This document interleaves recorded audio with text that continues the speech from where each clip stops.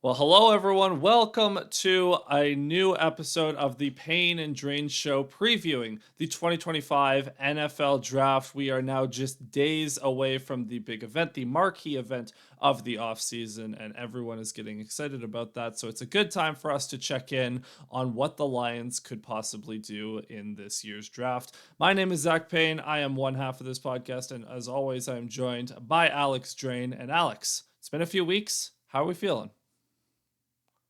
Well, Zach, pretty good. Big night in Detroit sports last night. For those watching on YouTube, I am repping the Detroit Pistons sweatshirt here. The Pistons finally did it for the first time in 17 years. The Detroit Pistons have won a playoff game, and big win over the Knicks last night. Game 3, as the series comes back to Detroit, tied 1-1, will be on Thursday night. Little Caesars Arena will be rocking. And of course, that is the same night as the NFL Draft Round 1.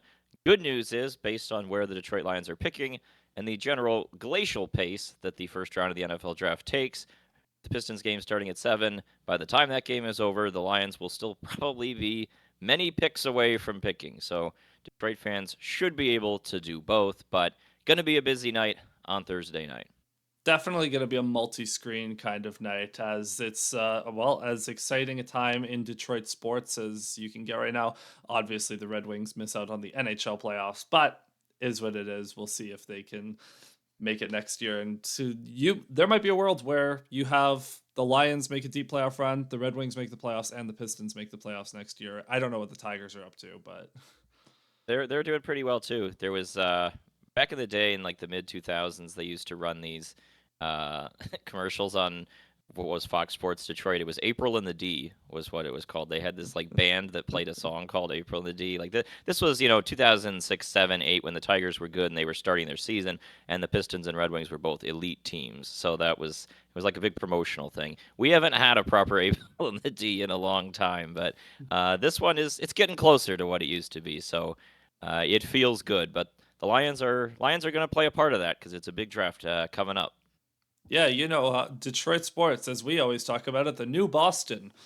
Well, so for today, obviously, this is going to be a draft preview show, and this is going to basically strictly be focusing on the Lions. We might touch on some of the Lions' rivals a little bit later as well. But the goal for today, outline just kind of a beginner's guide. If you are maybe a more casual fan or you don't really know what's going on, this is your guide to where the Lions are picking, what their positions of need are, and who some of the guys they could possibly pick in this year's draft. So, right off the bat, it is important to note the draft picks that the Lions have this year. Now, this is subject to change as trades can and will happen throughout the draft. We saw just last year the Lions traded up in the first round for Terrion Arnold's. But to start this year's draft, they have the 28th overall pick in the first round, the 60th overall pick in the second round, 102 in the third round, 130 in the fourth round, 196 in the sixth round. They don't have a fifth round pick,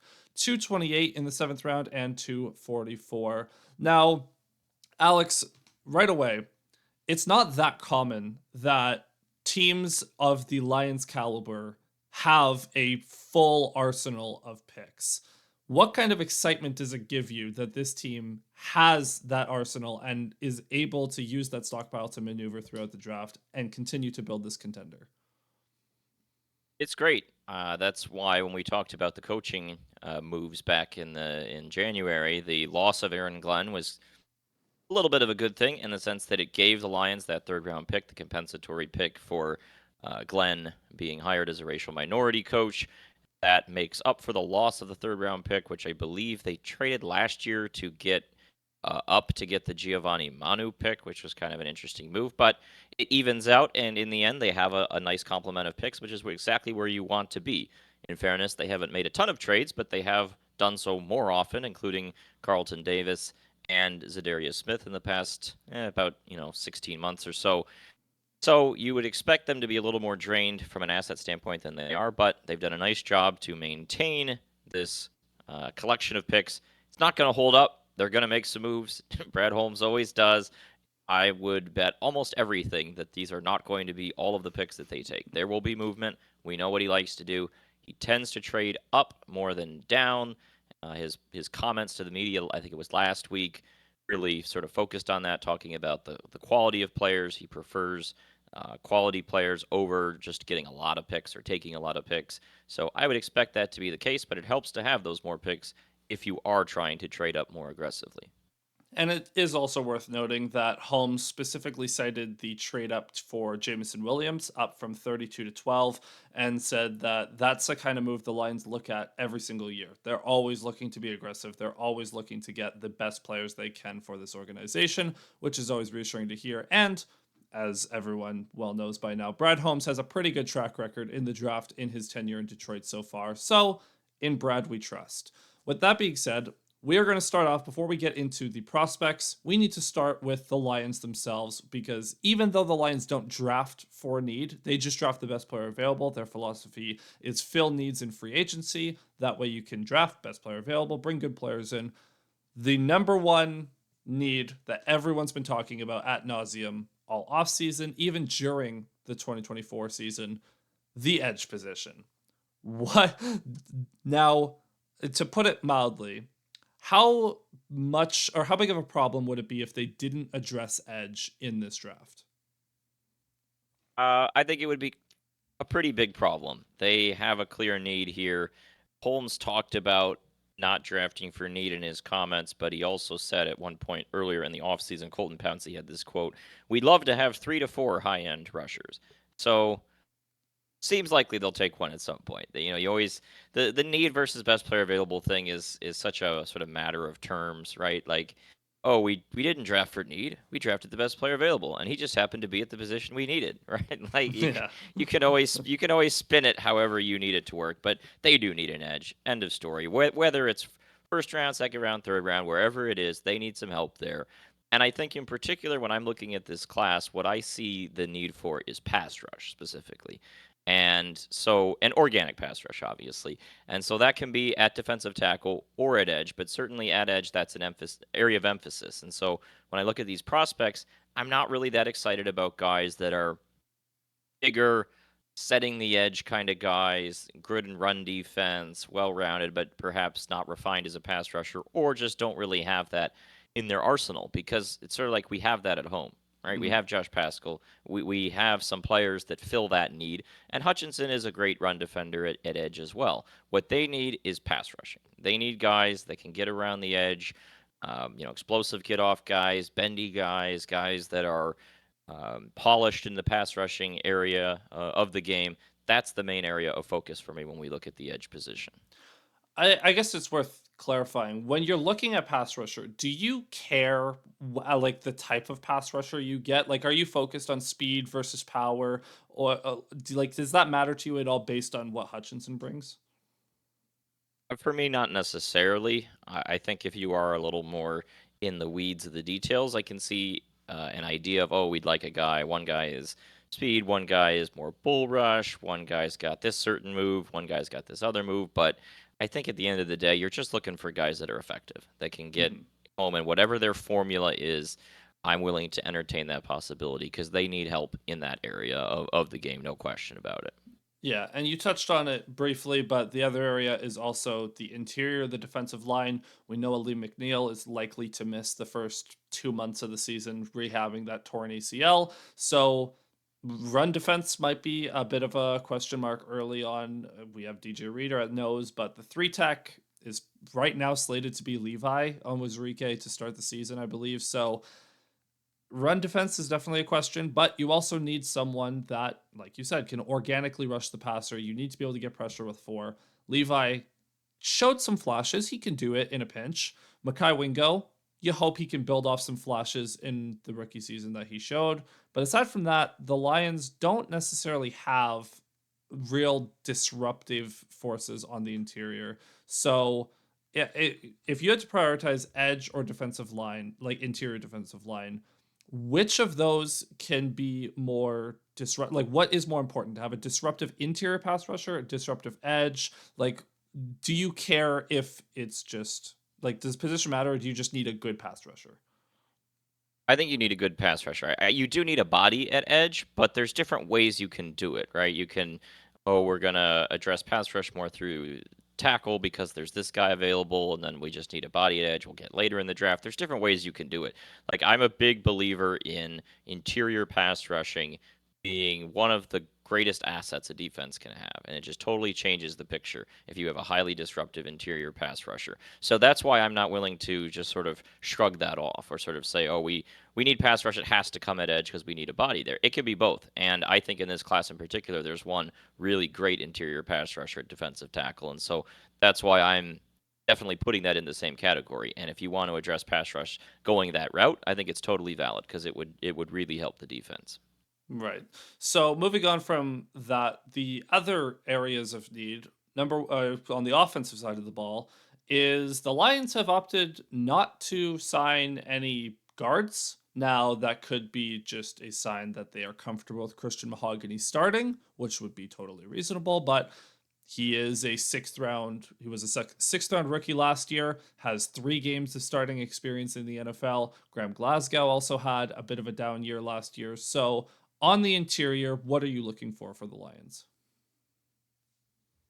Just a guy that can contribute in some way. I don't think they necessarily need the person to start, but building up depth and then just looking at the long term, right? Glasgow's on the older side. Ragnow's probably got a couple years left in him, but if you wanted to draft a guy with flexibility to play center down the line, that one could make sense too. We know the miles his body's had, so I think you can go a few different ways with it. Doesn't have to necessarily be a guard; it could be a center. But either way, I think this is an area where you're looking at and saying they should probably draft somebody. Just with the drop off we saw in Glasgow's game last year, the question about can Mahogany be an NFL starter? We don't know. He hasn't played a full season as a starter by any stretch of the imagination. So definitely an area worth shoring up. This is probably more of a training camp conversation, but I do wonder if they slide Glasgow back to the right and put Mahogany at left guard because Graham had a great year at right guard in 2023, slid over to left guard last year, not so great. So maybe that's just a case of he's not quite as versatile as he maybe used to be or you want him to be. But again, that's for later down the line. I would also add that I wouldn't mind seeing them spend a day 3 pick on some more tackle depth just to challenge Dan Skipper for that 6th offensive line role. Like we know they love the jumbo packages, but just someone that in case of injury, like, break glass in case of emergency, you can start in a pinch and feel decent about him. I know Skip, he can spot start. He's not the best at spot starting at tackle. He does a lot better in that 6th offensive lineman role, but tackle is worth noting as well. Then we have wide receiver. Now, first things first, how much did you laugh when you saw the headlines that the Lions are apparently going to trade Jamison Williams? Yeah, it was a pretty funny bit of clickbait there from from the people that came up with the story. I look, this is an area of need in part because of JMO. I do not think JMO is being traded. I would be surprised if it happened. But what we do know is that he's down to the final 2 years of the contract. It appears the Lions will be picking up the 5th year option, so that covers 2026. But beyond that, unclear. He is a talented player. He's had his fair share of issues off the field that we have talked about in the past. And at the end of the day, the Lions can only pay so many guys. And that's going to be a key factor in making a decision on what to do with him, where his price comes in, all that sort of stuff. So it's entirely possible that he may not be in the long term plans. And even if he is, right now you have fairly limited depth at wide receiver. You have Tim Patrick as your number 3 receiver. He did a fine job at it last year, but he's also not young. He's also not signed long term. Khalif Raymond is fine, but beyond that, it's pretty up in the air. So there's definitely a reason to draft a wide receiver at some point to mix in with Patrick, with Raymond as a depth guy, and then maybe down the road could develop into a contributor. Yeah, and I honestly wouldn't mind getting 2 receivers in this draft, getting a long-term X and a long-term Raymond replacement that can maybe also be your punt returner. I don't like they did rework Raymond's contract this offseason, and so I believe he has this year and I don't is he signed through 26 still or did they change that? I'll take a look at that real quick. I do know that they reworked his contract though, and Raymond is not exactly like he's getting a little bit older, so you do have to just plan for the future a little bit. So maybe getting someone who is a primary backup to Amon Ra. I think what was it, Isaiah Williams, who was on the roster to start Yep. the season. One of those archetype receivers that can play the slot, maybe the Z in a pinch, and also contributes on special teams, I think would be a good avenue to go. Yeah, it looks like Raymond is down to the final year of the contract, as far as I can tell. Yeah, so we know that they love him. They very well might bring him back, but again, have to plan for the future. So those are the big needs. And then aside, so receiver, interior offensive line, and just defensive line in general. And Yep. aside from that, they have they have a good corner room. They have their starting safeties. You could probably use some depth there. You could use the third safety now that Ifatu Melifonwu has moved on to the Miami Dolphins. Linebacker, you got a good bunch of guys, but a lot of them just had major injuries last year, so it might not hurt to plan for the future there as well. Quarterback, you're probably not taking a quarterback. Running back, maybe a depth running back, but probably not. You got Sonic and Knuckles locked in. Is there anything else, like tight end? You got Sam Laporta. Like the Lions are pretty set for most of the roster. The key, though, is we talk about the JMO extension, but this brings us to a larger conversation. The Lions have a lot of internal contracts coming up, right? They have a lot of extensions to hand out. You aren't going to be able to pay absolutely everyone, which means these drafts now become just as critical as the foundational drafts. You needed to get superstars to kick off the rebuild. They did that. Now they have to keep supplementing this roster with starters so that when they lose guys, it's not the end of the world. Do you trust Brad Holmes to do that? Plain and simple. I think you have to trust him based on the results to this point. There was an article in The Athletic this week looking at the best draft records in the NFL over the past 5 years, which includes the final year of Bob Quinn in that period of time, including the Jeff Okudah pick. So even despite all of that, the Lions came out number one in those rankings. I don't know if that's correct. Maybe they're number three. Doesn't really matter. They're one of the best drafting teams in the league under Brad Holmes. And until that stops being the case, I think Holmes has definitely earned the right for us to trust him in this avenue of building a team. So, with that being said, we now have 4 drafts to kind of gauge the kind of players the Lions like to bring in.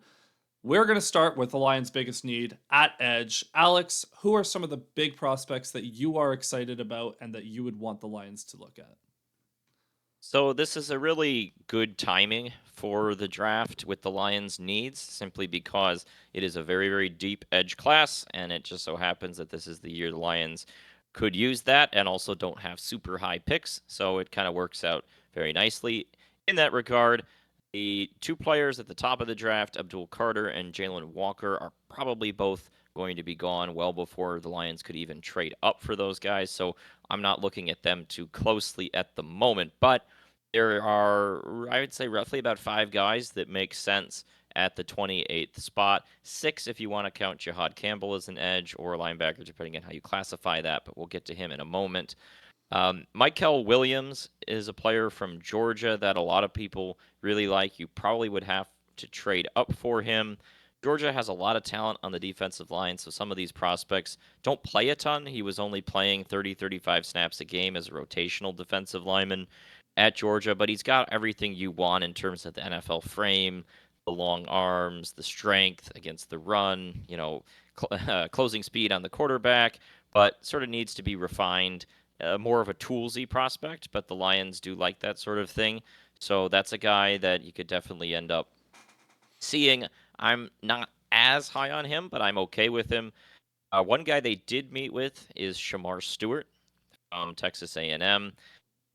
This one scares me a little bit. It's a bit of a Travon Walker 2.0, and Travon Walker has developed with Jacksonville. He's gotten better. Don't get me wrong. He's a decent NFL player, solid player, not a superstar. Obviously, should not have been taken above Hayden Hutchinson. But if you remember the Travon Walker discourse, it was this guy is a ridiculous athlete, but he's not that good at football. And that's sort of the Shamar Stewart thing at the moment. If you're familiar with Kent Lee Platt's RAS score, which is just basically looking at combine testing numbers as a baseline measure of athleticism, which the Lions under Holmes have prioritized quite heavily. With their picks, it was not a fixture of Bob Quinn's drafting philosophy. Shamar Stewart is a 10.0, the highest you could ever get. One of the most athletic prospects to ever come through the combine, and in the think the database goes back about 20 years roughly. So that's awesome. On the other hand, he has no production at Texas A&M.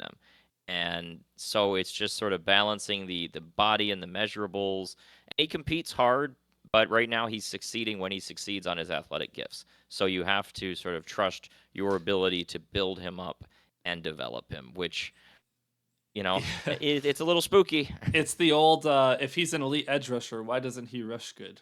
It's the old shout out Brett Coleman for that tweet. But that's been the discourse, right? It's this guy has the tools, but he needs to put them together. Yeah, and so obviously the 28th pick or 20th, or if you maybe have to trade up a bit to get him, that's different than first overall. So that is a little different than the Travon Walker experience. And if you want to say we're swinging for the fences with that, I'd understand it. I prefer to see more college production personally, but obviously the tools are there. And again, they met with him, so he's clearly on their radar. Mike Green from Marshall is probably not going to be a Lions pick because of some issues off the field. He has 2 sexual assault allegations in his past, I believe one from high school and one from college that led to his transfer to Marshall. The good news is he was really good at Marshall. Had an awesome season. I believe he was All-American, elite production. He's got the burst, bend, a full array of pass rush moves. Like a guy I would really like for the Lions, but it just doesn't seem like that one is probably going to happen as a result of the character concerns, which is also probably true of James Pierce Jr. of Tennessee, a guy with really good production. At this time last year, he was mocked as the first overall pick in this draft. Kind of slipped down the board a bit, but he still produced well for the Vols, and he's got speed and force abilities. Probably needs his pass rush moves refined a little bit, but the issues here, he's a little out of control, bad penalties, a little undisciplined, and he also has a traffic arrest in his past. But the biggest thing, and the one that makes me feel like there's no chance of this one happening, is there are major concerns about his dedication to football and his interest in studying and improving in the game, which seems like the opposite of a Dan Campbell player, if you ask me.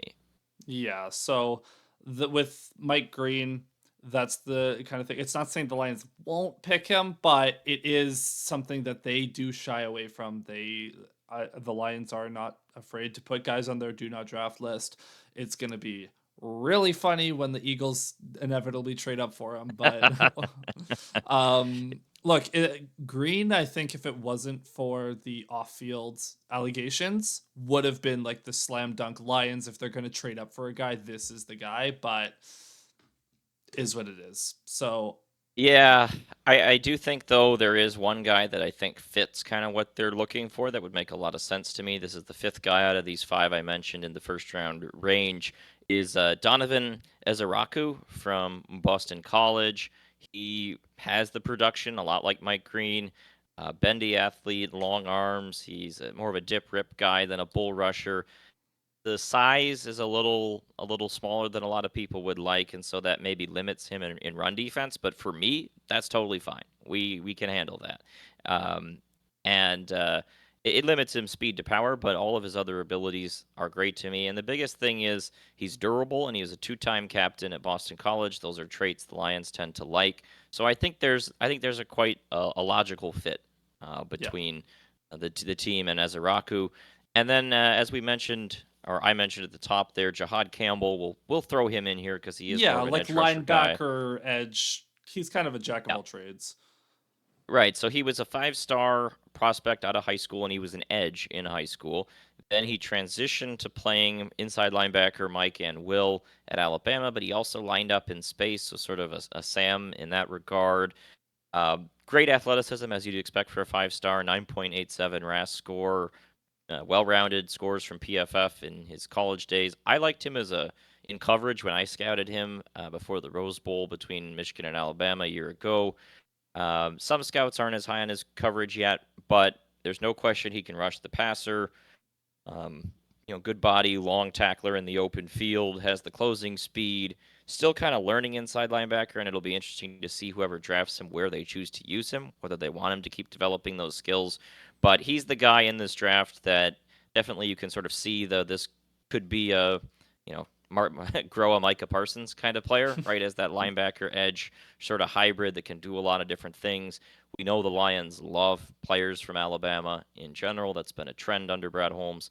If they trade up aggressively for a pass rusher, I kind of think Jahad Campbell is most likely out of these 6 players. I think if they stick at 28, they'd be most likely to get Ezeraku. If they trade up, I think it'd be most likely to get Campbell. Yeah, the one word of caution, I guess, for Campbell is for every Micah Parsons, there's Hmm. A Jamin Davis, for example, where just you try to use him everywhere because he can't do anything well. So I that's also a guy that like half the league has been meeting with over the last few Oh weeks. yeah, Like everyone's been high on this guy. So definitely gonna be probably a top 20. Like I don't know if he slides I would think outside. so. Yeah. He does have an injury right now, but he's going to be okay for training camp. I don't recall what the injury was, but Yeah, I don't remember when he sustained it. It might have been during the bowl game against Michigan, but so those are the top guys. Those are the guys I think would be likely to go in the first round. But I think what's tantalizing about this draft and what could perhaps incentivize going a different position in the first round is the fact that the day 2 players are so deep. There are a lot of prospects that I think are very plausible in this regard.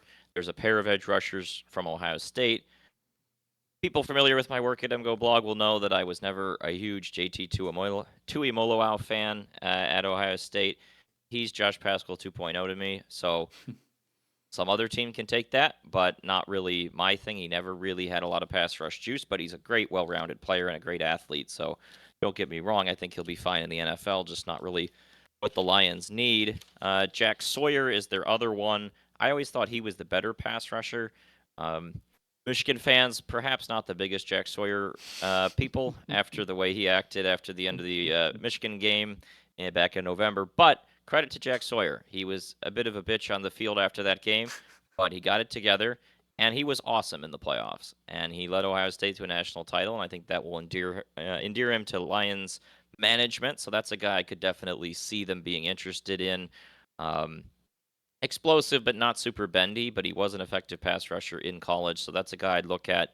Nick Skirton is a guy I like a lot from Texas A&M. I first saw him at Purdue before he transferred to A&M. He was awesome at Purdue. A little less good at A&M, but still pretty good. He's played in 2 elite conferences between the Big Ten and the SEC. Physical guy, good lower body. Perhaps needs a little more from the pass rushing angle, but he was already a good pass rusher in college. He wants to slim down a bit and drop some bad weight, which I think will help him, but that's a guy I like a lot. And then, obviously, as a Michigan person, I have to plug Josiah Stewart. I think he would be a perfect complement to what the Lions are looking for.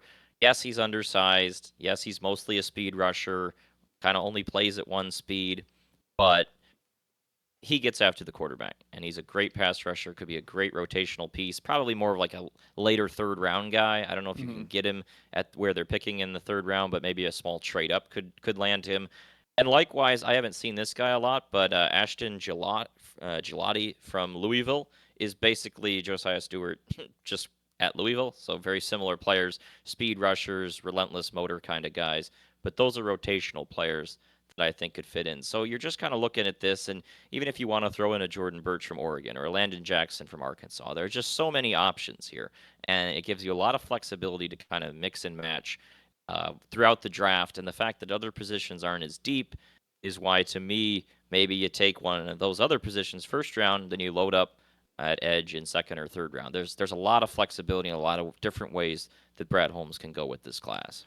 Well, even if you're going with the late third round speed rusher archetypes, you have Josh Pascal for early downs for run defense, and then the Lions they thought James Houston could maybe recapture that rookie magic to be that situational speed rush pass rusher, and he obviously just flamed out. He's no longer here, so the Lions clearly covet that role in some capacity. So it would make a ton of sense, even if they could double up on edge. They doubled up on corner last year when Oh that yeah. was their biggest need. So wouldn't be surprised to see them do that either. But even if they don't draft one on day 1, even day 2, we harken back to the 2021 draft, everyone was losing their minds about wide receiver. And then, oh, here's Amon-Ra St. Brown in the 4th round. I'm not saying you're going to get an all-pro level player in the 4th round, but you can get useful players later in the draft. And Brad Holmes knows what he's doing in that area.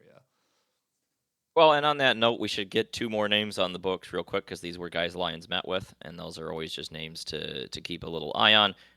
Q Robinson, Q-U-E is his first name. I didn't write down the pronunciation, so if that's wrong, sorry.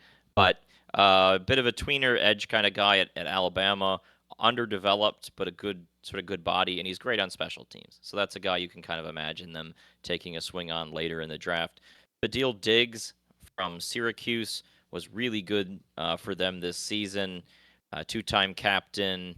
You know, he's got the traits the Lions like. Highly productive pass rusher. So those are a couple guys just to file away for probably 4th, 5th, 6th round.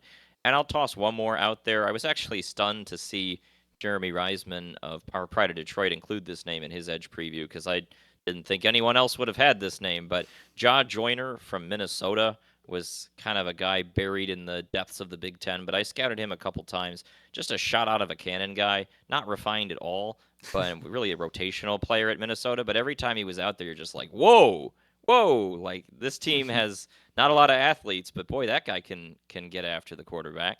You know, no refinement at all. But if you're looking for the next James Houston in the 6th round, Ja Joyner is a name I'd take a look at. Yeah. So with that being said, if like, do you have like a favorite value out of that? Like in terms of trading up for guys in the 1st round, sticking at 28, maybe trading back into the 2nd round, or waiting and picking on day 2 or 3. Like if there was one guy that you're like, I want this guy in Detroit. Do you have any of those? Um, I kind of feel like if you're asking me how are we going to make, the Lions pass rush great again, what I would do is pick a player at defensive tackle that we'll get to in just a second in the 1st round, who's an incredible pass rusher, and then pair him with either a Nick Skirton in the 2nd round or a Josiah Stewart or a Gelati in the 3rd round, and sort of, get a rotational guy at edge that is pure pass rusher, and then mix it with a dude at defensive tackle that can get after the quarterback. And those 2 things, plus a healthy Hutchinson, I think, go a long way towards transforming the organic rush of the defensive line. But if you do want to trade up for Jahad Campbell, I won't be against it. If you want to stick there and pick Ezeraku, I wouldn't be against it. There's a lot of good options here, but those are my favorite names, I would probably say. Well, then let's, I can tell you're chomping at the bit. So let's go to defensive tackle. What do you got? Eric Harmon from Oregon. He's fallen down the board a little bit, which is music to my ears. I think the athletic composite or consensus big board had him 33rd when I looked this morning. That's great news. I would love if he could slide into that range. I still think you might have to trade up, but this is a guy the Lions have met with. He is a local guy from Detroit. He played at Michigan State. He transferred after the coaching change at MSU. He went to Oregon, and he was the best interior pass rusher in college football this season by a long shot. He led the country in pressures by quite some margin. There are issues with the rest of his game. He's only okay against the run. He was a really poor tackler this year, which I'm generally concerned about, but with him, I'm less concerned simply because the main reason was he was teleporting into the backfield every single snap. And just like, boom, right off the ball, he's in the backfield. And he came through with so much force and so much speed that he'd kind of, throw himself at the running back and he'd be a little carried away and he'd fall off of him or whatever. I think that can be cleaned up, and I'd so much rather have that issue than other versions of poor tackling, right? If you are poor tackling because you're so good at rushing into the backfield that you get carried away when it's time to finish, I'll take that problem. We can fix that. I'll take that over a guy who can't get into the backfield.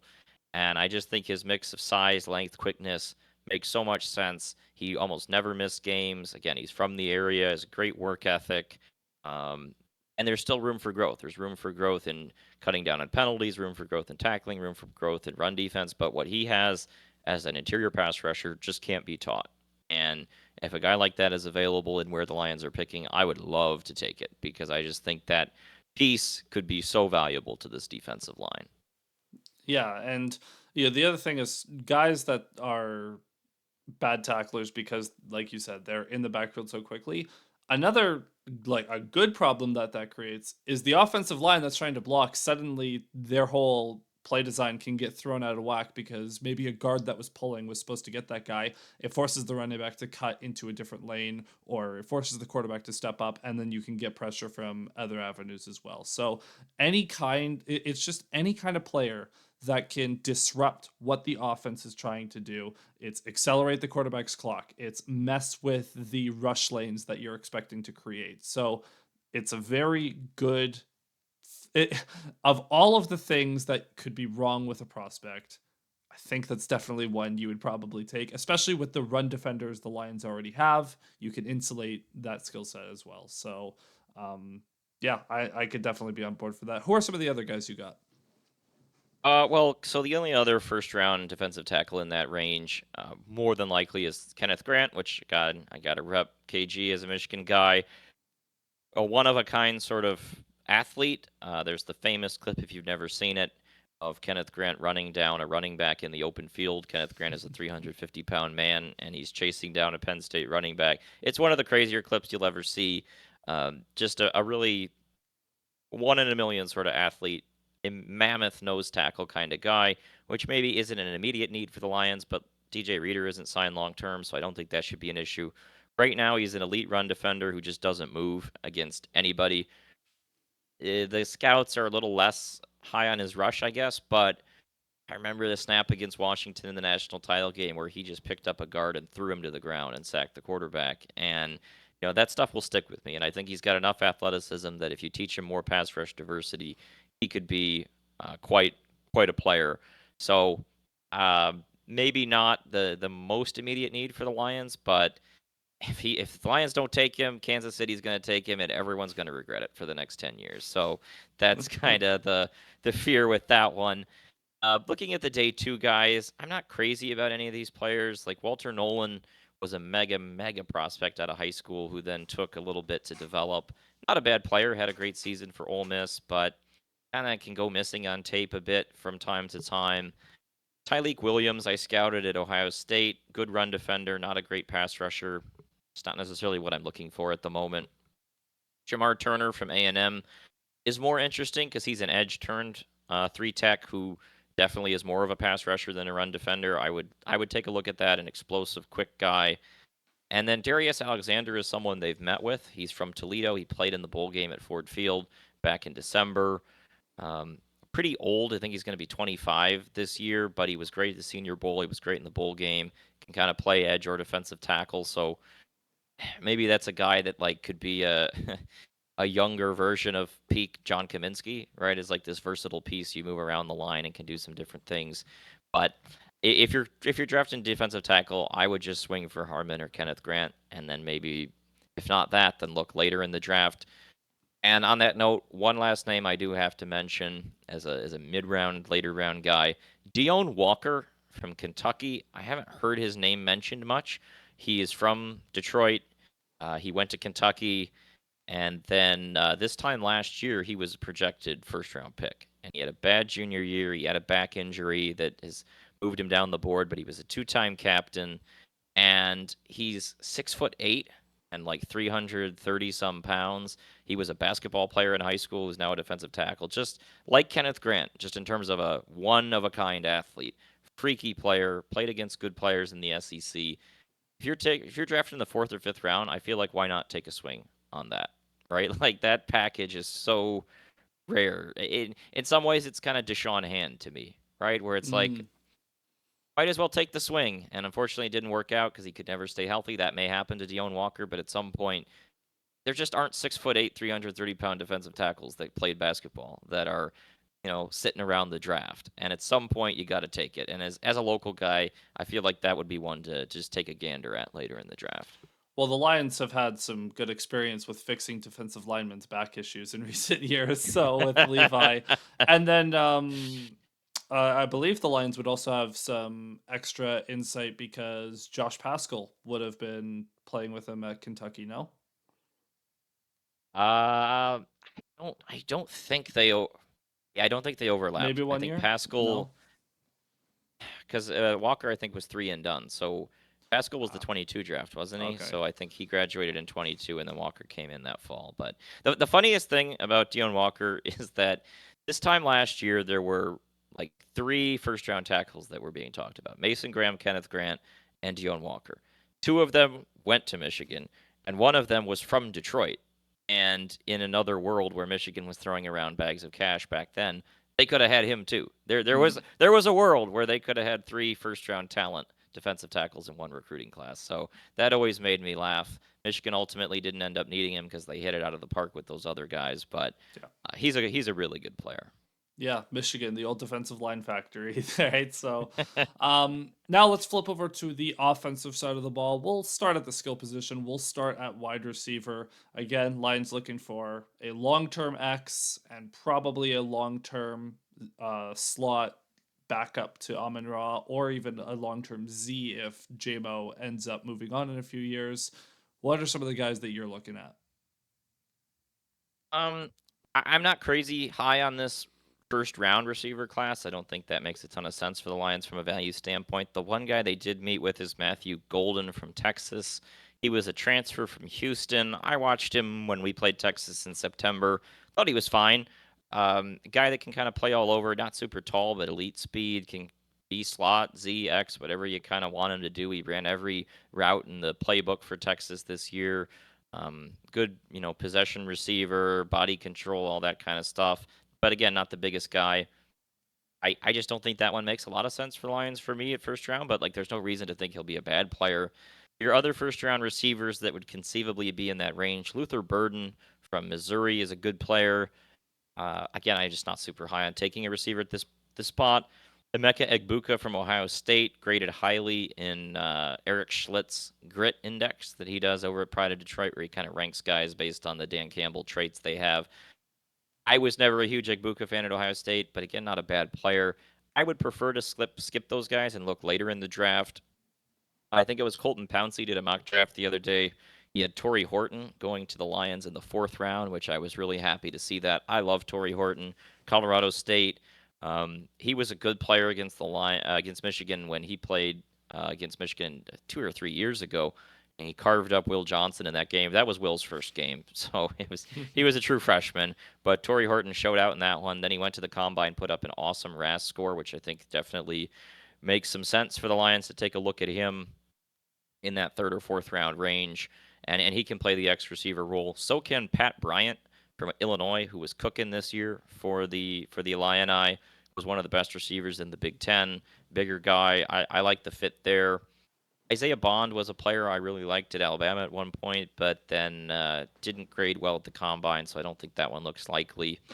One name that is kind of interesting to me that they did meet with, I believe he's from Hudsonville, Michigan, played at Hillsdale College in Michigan before transferring to Arkansas. Isaac Tesla, Teslaa. He had the 11th best RAS score in history among like 3,000 wide receivers, but the production hasn't really matched the tools. He's a great special teams guy, though, so it kind of makes sense why the Lions could be looking at him. Guy, you bring him in, play him on special teams to start, and then see over a couple years if you can develop his crazy athleticism into being an asset. A tall guy, fast guy, everything you could want there. So again, I'm not crazy high on this receiver class, but I think there's some value picks in the mid rounds, and I think that's probably the best route or the one I would prefer to address this need on the roster. Yeah, and so we'll see what the Lions do. I agree that I'd prefer to go at this later in the draft. We know the Lions like taking project guys in the 4th, 5th round, 3rd round last year. So that could be where you get some developmental guys that aren't going to start. You can take chances on guys, you can take risks knowing that you have your starter set for this year and you can revisit their progress next year as well. And then to wrap up the Lions' needs, let's close this out. Interior offensive lineman. Who do you got? Well, I think the top name to me for this one is a guy they've met with, a guy who graded extremely highly on the grit index, is Gray Zabel from North Dakota State. NDSU, a great FCS program, has become a pretty good production factory among offensive linemen. Last year, I think they put a guy in the 2nd round. There was another one a couple years before that. Zabel's interesting because he played offensive tackle at North Dakota State, but obviously FCS football, people think he's a guard. really, really athletic and a good puller, good mover in space, good footwork, flexibility, agile. All those traits I think meet well with the Lions. And then you look at the intangibles, a great dude, durable, team captain. Maybe he's a little bit weaker in the lower body and he doesn't have the length to play tackle. He hasn't played center, but certainly that seems like it could be something he could try later on. This one just fits what the Lions look for.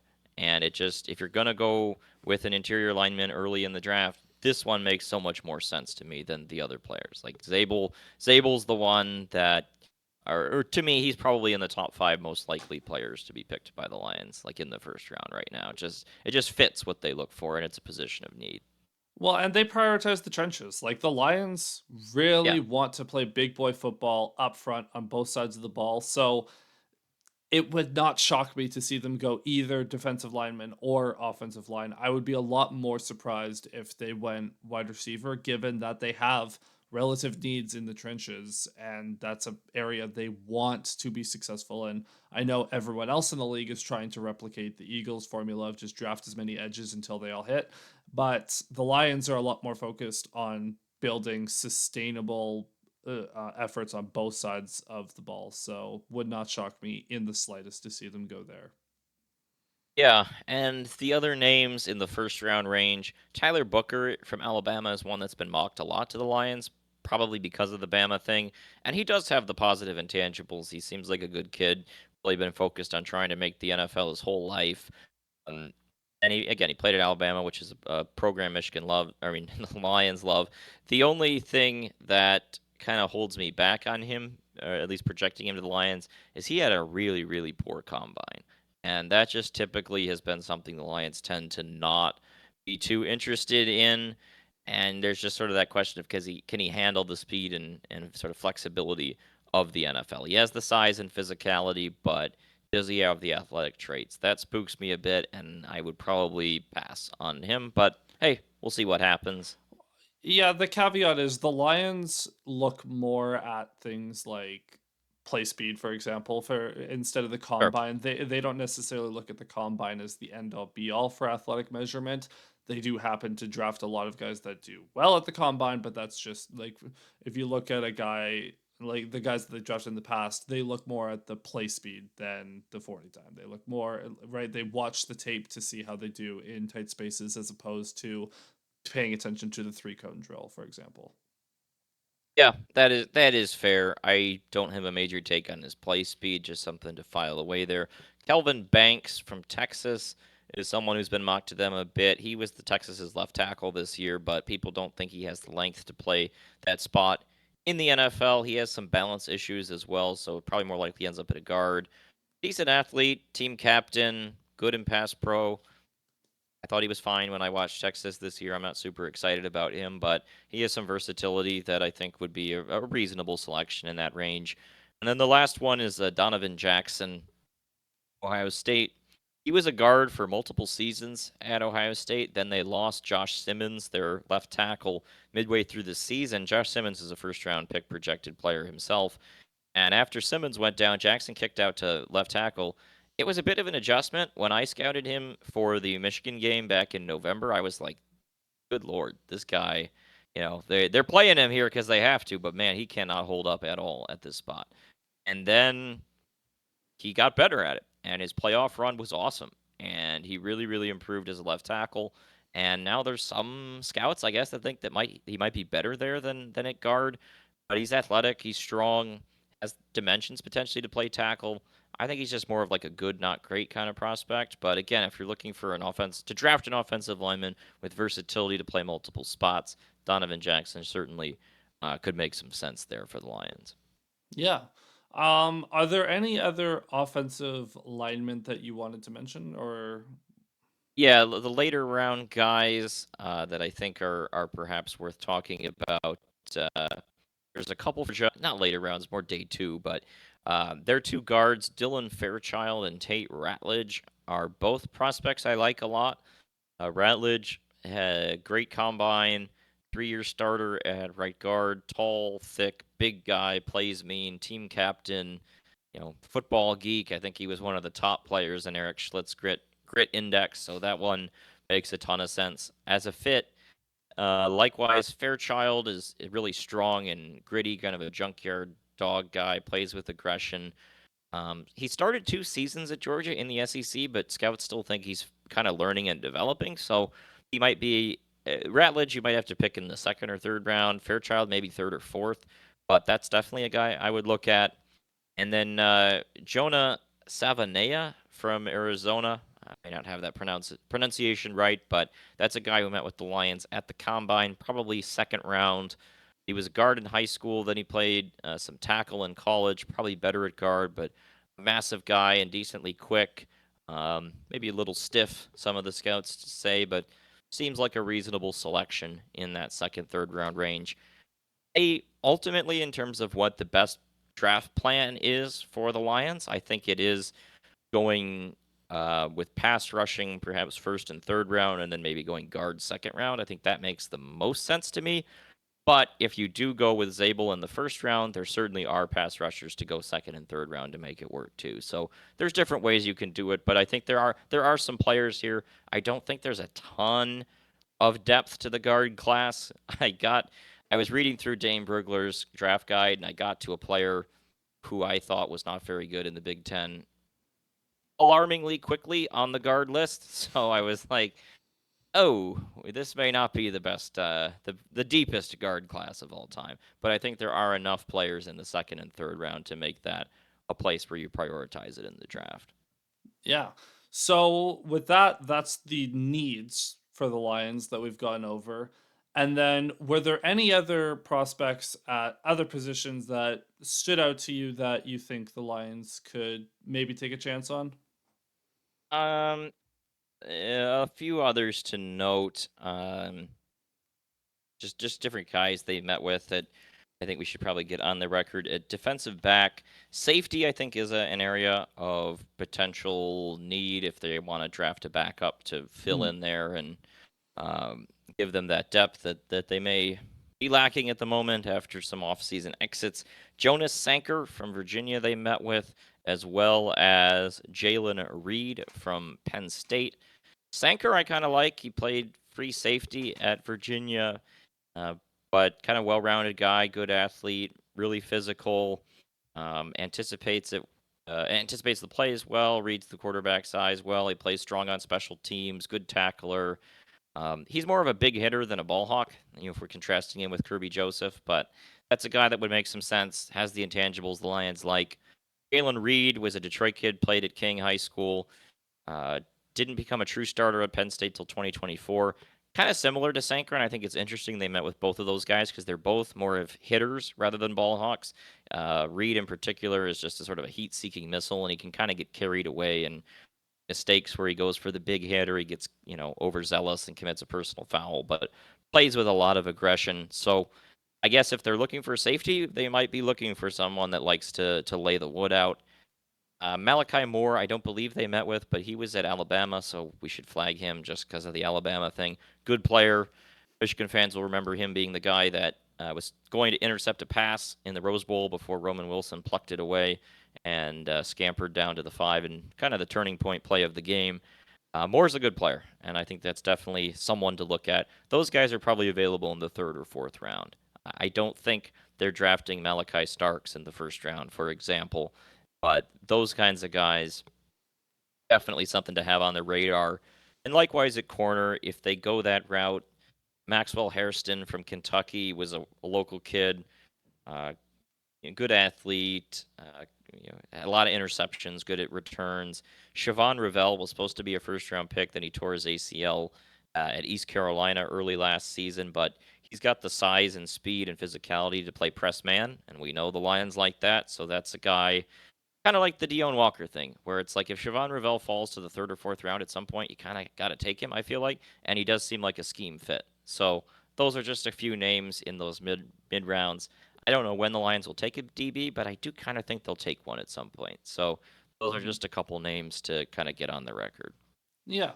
Then the last segment we'll have here is just to not necessarily to check in on the other NFC North teams, but just in terms of more early guys, day one, day two guys that You don't want to go to the rivals. Now, I'm going to start this off because I've seen this guy mocked to both the Packers and Vikings in the early 20s. This is a guy that was at the start of the season being mocked as a top 5 pick, and that you are very knowledgeable of. What is happening with Will Johnson? Yeah, this one's interesting. I am really fascinated about what's going to happen here because the other guys, I think maybe Kenneth Grant has slipped a little than what I expected, but Mason Graham's still going to go top 10. That's no surprise. Colston Loveland is probably going to go top 20 to 25. Yeah, I'd be surprised if he falls past the Chargers. But Will Johnson's the interesting one. He's been sliding. Um, I feel like with Will, it's a matter of the tape versus fear of injury and the combine. He did not run the 40, which at the pro day, which was a concern because some people think he's not fast enough, and obviously that's not going to help that concern. So that's contributing to his tumble down the board. I look at the tape from 2022 and 2023 when he went up against Marvin Harrison Jr., one of the great college receivers we ever saw, and did really well. They had a great 2022 when Marvin Harrison Jr. was on any other DB from Michigan, he was eating them alive. And then Will Johnson went on him, and they mostly went away from it. In 2023, Will Johnson got a few times by Marvin Harrison, but that's going to happen. He also made a game-changing play, jumping a route for an interception. He had a circus interception in the national championship game. He went up against Romo Dunze in that game and did very well. So I think there's too much tape out there of him going up against top tier wide receivers and succeeding. Not to mention the fact that he's tall, he's long, he's got that size to play outside corner and go up against those guys and feel good. But in this past season, I will admit his tape wasn't as strong. He then made a business decision and ducked out on the season midway through. Michigan was bad at points in the year, and he decided when he'll just nurse his injuries and get ready for the draft. But then he's not running, the 40. So is he still injured? I get where those concerns are coming from, but I think there's a certain point in the first round where you have to take him. Like I would be stunned if he fell to the Lions. I think he's going to have him before then. But if he got to 28, I kind of feel like you got to take him. Like at some point, the talent and at that position is just so undeniable. I agree with you though. I do not want to see the Vikings or Packers take him. I would like someone in the top 20 to take him before he gets to that range. Man, but a very talented corner that has some injury concerns that's going to cause him to slip in the draft. Man, have the Packers found their Jair Alexander replacement? They just got to get a mouthpiece on Johnson, and it'll be perfect. Yeah, that one is fascinating. The other one I'm really interested in, this isn't rivals specific, but where do you think Shador is going to end up going? Oh, so it's like the conundrum. He's either gonna go like top 10 or he's not going. Like you remember, and people will recall a few years ago when, for some reason, everyone knew the Lions were gonna take Malik Willis second overall, and then he was like a third round quarterback. It's very possible that it's just going to be that again. I did find it absolutely hysterical that he and Travis Hunter had their numbers retired at Colorado. More like Hunter, whatever, cool. He plays both sides of the ball. Like he was a superstar. He's going to be a top 3 to 5 pick, and like cool, whatever. But Shador, what? I don't get it. Yeah, I like Travis Hunter's number being retired. He won the Heisman, sure. But Yeah. the Shador thing, like it's clearly because of the dad. I don't know. Colorado's they've kind of become an unserious program, but they weren't serious before they had Dion, so it doesn't really matter, I guess. Yeah. The one I've heard with them is the Steelers potentially that Shador could fall to the Steelers at 21. I've got it. No, I've got it. I have got the greatest offseason of all time. This is how they traded for DK Metcalf. You draft Shador Sanders, and then you sign Aaron Rodgers, and we will create like we are going to have a Pittsburgh Steelers team that rivals their previous iterations with the peak Big Ben and Antonio Brown and Lev Bell drama in terms of like we're going to turn the Steelers back into a soap opera. That is definitely something to follow. The other one I'm interested in back on the rivals topic point or discussion point is Ben Johnson going to take Ashton Janty? He Like, might. Is he gonna be able to take Ashton Genty? Like, there. I've seen people talking now. Like the Jaguars are gonna apparently take him at 5. I like the Broncos are a team that's looking to trade up that could be interested in him. Like, they're shout out Brad Holmes. He brought back running back value, and now I would not be shocked though. It like if he makes it to what is it 10 that they have? yes, I believe so. There was one mock draft I saw today, them trading up from 10 to 7 to get Janty. Please trade up. Trade up to do it. Like trade up to 5. Trade up to make him a top 3 pick. I don't it'd be not like I think he's going to be a great running back. I also think that that is a luxury pick and I don't know like for as much as running back value has been a conversation and Jameer Gibbs the Lions took him at 12 and he's been electric. He's been amazing. You also have to have like I know they've put a lot of investment in the offensive line. I can see it working. I can also see like you shouldn't be losing games just because of a running back, like or winning games just because of a running back. So I don't know. I would be okay with that. Yeah, my thought on the Bears and Ben Johnson thing is that I don't think it's a concrete thing you can sort of say, but I am a little concerned just about is he like trying to copycat the Lions too much? And is that sort of a negative indicator that obviously you have a blueprint, you want things you prioritize, but I just worry about the sort of Bob Quinn and Patricia thing where we're just like trying to follow it to a T and we don't really know how to build it our own way. And between going after the guards and prioritizing the OL, now he's going to draft a running back in the top 10 potentially. Like, just sort of, I want to see Ben Johnson do things his way and not sort of feel like it's him following everything that the Lions sort of did to a T because it's kind of hard to pull that off to copycat it successfully. Now, before Bears fans come and burn our comment section alive, just want to clarify Matt Patricia, his defenses the last few years in New England, horrible. Ben Johnson's offense is good. He will not be Matt Patricia. And also, Matt Patricia was a rocket scientist, all right? Ben Johnson is no rocket scientist. So, I don't know. I do think there is some merit to that idea that Johnson is trying a little too hard to copy the Lions. That being said, he's also been on the job for like 3 months. So Yep. I'll give him a little, like, I'll give him some time to grow into his own, like, develop some of his own philosophies a little bit because obviously the offense, he had a big hand in developing that offense. Obviously, he adopted the like philosophies that the Lions had in terms of wanting to run the ball, have good offensive lines, all that. But in terms of, so I understand that the defense, I think he is content to just like not worry about that, like just kind of trust his defensive coordinator to do that. So we'll see if Johnson comes out though and drafts Genty at 10 or trades up for him and then drafts like all these big offensive linemen in the second and third round. Then I'm going to be like, okay, we might be going a little too far here.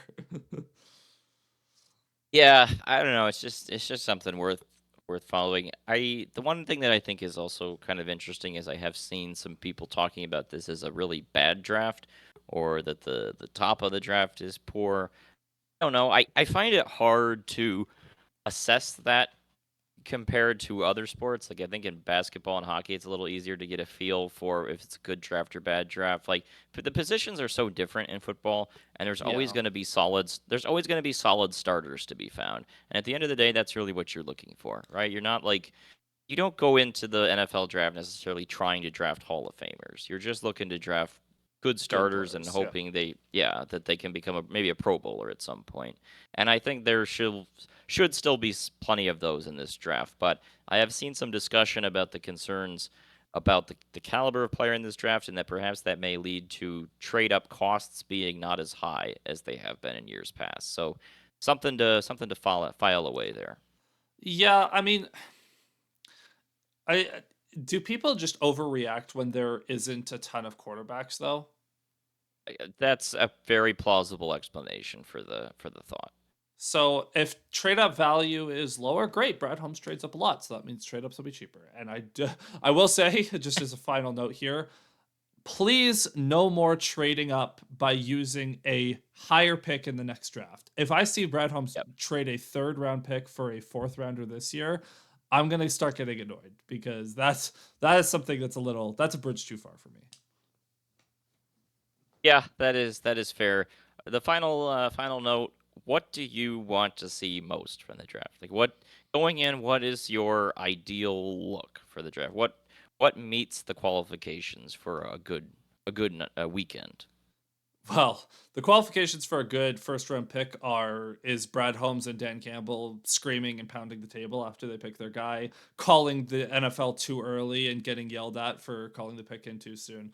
But I mean, overall, I don't have a ton of expectations for this draft. I kind of view it the same as last year, where it's like, okay, there's some guys that I want. Like I wanted Terry Arnold last year, or oh, Cooper DeJean was another one, but Yep. who is the other Quinyon Mitchell? I wanted one of those Yeah, guys in the draft. Stupid Eagles got two of them, but I just want like there's a few guys like that like some of the edge guys you mentioned, some of the defensive linemen you mentioned. It's like yeah, I would like those in the first round. I think I'd prefer defensive line in the first round, but like, the Lions are at a point where they're good, so it's not like I'm like if you don't draft a defensive lineman, this is a disaster. And I know we talked about that be a problem, but you're like you don't need to draft a specific position. You don't need to draft a specific guy. It's a lot different than when we're at the top of the draft, and I'm like, please just give me Aiden Hutchinson at whatever cost, like for example. So I'm kind of just enjoying sitting back and letting Brad Holmes cook and knowing that there's a better chance than not that he is going to do a good job. And it kind of affords me and I'm sure a lot of other Lions fans the luxury of watching all the drama unfold, knowing that it doesn't really apply to the Lions anymore, right? We are not going to be the center of drama for bad reasons. If we're trading up, it's because there is a player they love and they really want to get him in the building. So analysts are going to have their draft grades. They're going to say whatever, and I'm sure like we'll say whatever next week when we recap the draft. But I'm uh, I'm not necessarily going in with expectations compared to previous years. Yeah, that's fair. I think at the end of the day, I want to come away from the draft feeling like the Lions have improved their pass rush situation and uh, gotten some reinforcements at either wide receiver, safety, interior offensive line. You know, feeling like the depth chart's a little more balanced Yeah, and feeling better about pass rush. Those are the main things. I don't get too fired up, even though I have guys I like and guys I don't like. At the end of the day, I'm just a guy. I'm not the end all be all of football knowledge. Like, and even the analysts, like I hate post draft grades that are like issued right after the fact. It's always just some analyst basically being like, "How did the teams do versus my big board?" Okay, well, yeah, who cares about your big board? exactly. I remember in 2011 the Lions were the big winner of the draft because they got Nick Fairley at whatever that was, 11th overall, and then they got Titus Young, and everyone, oh, they won the draft. Well, spoiler alert, they didn't win the draft. A lot of those picks weren't very good, and it's uh it's an attempt to get immediate gratification from something that is the ultimate delayed gratification. We don't know how these guys will do until a couple of years in the future. So I try to stay restrained, but which is like a few solid players at Yeah, on the defensive line and at a few other positions. And if they do that, I think when we talk next week, we should be feeling pretty decent. yeah, and I guess final note on that is the 2023 draft killed any semblance of me Oh being yeah, upset immediately because I everyone hated the Jameer Gibbs pick. That was the worst pick of all time. What is Brad Holmes doing? And then he takes Jack Campbell at 18.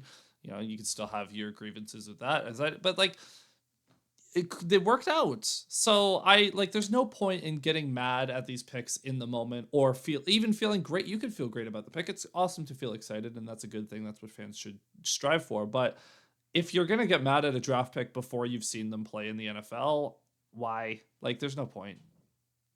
I do appreciate it, and I hope they give us some shots of fans freaking out during the draft. I always enjoy that. That some team makes the pick and they zoom in on a fan of that team, just like screaming, I "What?" I hope the Giants draft Shador Sanders. So, with that being said, that is going to be it for this episode of the Payne and Drain Show. If you made it this far, make sure to follow us on podcasting platforms and leave us a review. Subscribe on YouTube and drop a like on the video as well. Leave us a comment if you're on YouTube what you want the Lions to do in the draft. Make sure to follow the show on Twitter at Payne and Drain. You can find me at ZachPayne41 on Twitter, Blue Sky, and YouTube. You can find Alex at Alex_Drain. That is going to be it. So enjoy the draft, everyone. We'll see you guys next week to recap all the shenanigans and what the Lions end up doing. So we'll see you guys next time. Cheers.